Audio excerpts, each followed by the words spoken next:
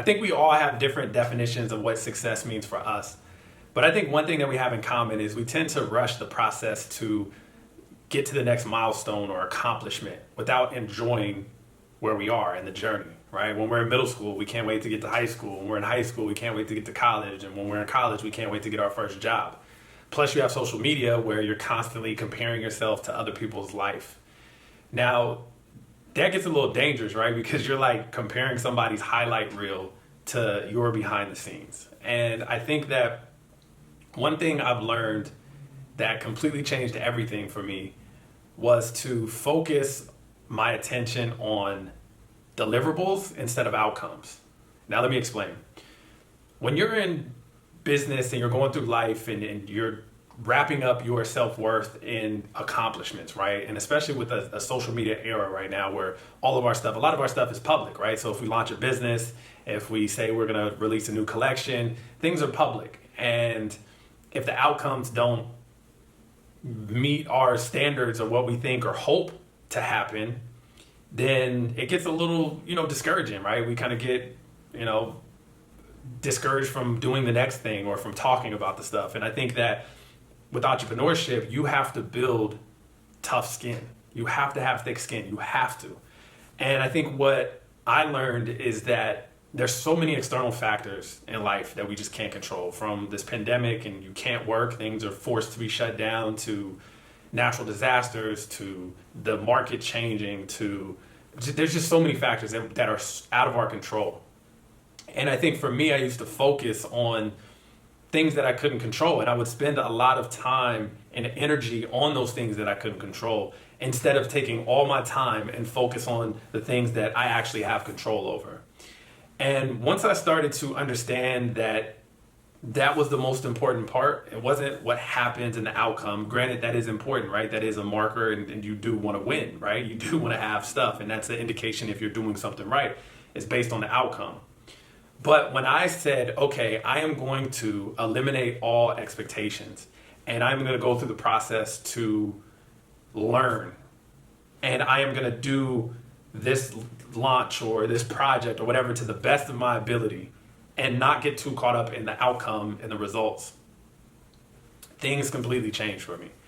And I kind of correlated it to the natural world, right? When you plant something and you plant a seed, all you can do is water it. You can make sure it gets sunlight, and you can make sure bugs don't come and eat it. But you have no control over if the seed sprouts, if something comes up, if it grows fruit or whatever it is that you're planting. And I started to correlate that with my situation, right? Planting a seed and watching it grow and kind of tending to it and just making sure that I'm just going to do everything that I can do that's in my control, and then I'm going to let nature and everything do the rest. We understand that in the natural world, but it's kind of hard to like correlate that and use that into our world, right? And what we're building in entrepreneurship or whatever it is that you're doing. And so what I ended up doing is I was telling my team, this year, a couple months ago, we had the opportunity to pitch for one of the biggest accounts in our career, right? And I just remember telling my team previously, before that, for the last 3 months before this opportunity happened, we started having weekly team meetings that we kind of fell off for a while, and we would just have these meetings, but we weren't doing it every single week and very disciplined around it. But for the 3 months before this project came, we were doing it. And I told my team that we're going into this pitch, regardless of whatever happens and the outcome from that, I'm more excited about our seed. We controlled what we can do. We had our team meetings. We made sure that we were diligent in doing that stuff. We made sure that we controlled internally what we were doing. We couldn't focus on the external stuff of what happened and if we got the account. All we could do is put our best foot forward and show up and let whatever's going to happen. And so by shifting that, I ended up even taking an illustration of that. So on my desk, I literally put this avocado seed in this water. And it was just a seed. I put toothpicks on the side of it on here, and I put toothpicks, and then I put the seed, and it's just avocado seed, and it started to grow this root, and now it's growing this, whatever it is. I don't know. This is my first time growing an avocado plant or whatever this is called. But the reason why I did that is to just be a reminder for me that I didn't make this root grow I didn't make this come up. All I did was make sure that this had enough water and made sure that it got enough sunlight. And so what's funny is I literally took this and I put this right next to my desk when we were having our Zoom call for the meeting.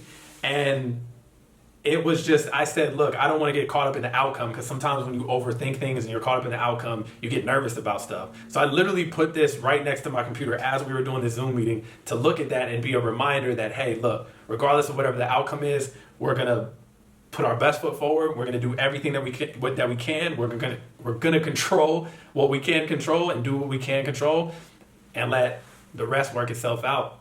And I think this is just one concept that has completely changed my life in terms of deliverables versus outcomes. And I think that there's just so much stuff, you have different seasons in life, in the natural world of what's time and things of growing in the process of all this stuff. And I think with this, it just also allowed me to understand that it's okay to look ahead for the next milestone, the next goal and all that stuff, but don't get too caught up in it. Don't get too caught up in that, because there's going to be one day that you're going to look back at literally the situation that you're in today, literally right now that you're watching this video, your current situation. And you're either going to say, dang, those were the good times and that was like fun and things were like really, really good. Or you're going to say those were the challenging times that built the character and built that appreciation for what I currently have. Nothing lasts forever, right? Not good times, not bad times. Nothing lasts forever. And I think that success and just getting what you want out of life is enjoying the process of it, is enjoying the process of learning, is enjoying the process of growing, is enjoying the process of where you currently are. And I think that we just get, there's so much stuff to get caught up in and so much stuff to get like sidetracked and just say, oh, if I only had that, I would be happy. But the tricky thing and the funny thing about success is that once you get that, you're constantly looking for the next thing. And if you don't enjoy the process, time is going to go by, 10 years is going to zoom by. You're going to be like, what just happened? Why was I so upset? Or why was I not content with where I was? Or why was I not happy and enjoying it and enjoying it to the fullest extent? Like, I don't know if you guys ever experienced this, because I have. You go on a trip, and when you're on the trip, it's like, it's cool, it's fun and stuff. But then it's always more fun when you look back. When you say, dang, that trip was actually fun. We enjoyed this. We did this, this, and this. It's the same thing with life, right? We go back and we look at times and we're like, oh, those times were actually good. I don't know what I was stressing about. Things were actually fine. And so I think we get in our head a lot of the times, and we look at, the next step, and we're always looking ahead or looking back instead of just enjoying where we are. So take a deep breath. Take a deep breath. You're doing good. Things are fine. Things are going the way that they're supposed to go. And if they're not going the way that you want them to go, focus on the things that you can change. Focus on the things that are in your control to change. And if you can't change it, why are you going to stress about it? If it's out of your control, pray about it. Do whatever it is that you do to just say, look, I'm going to just give it out. I'm not going to hold this burden. I'm going to just focus on what I can do.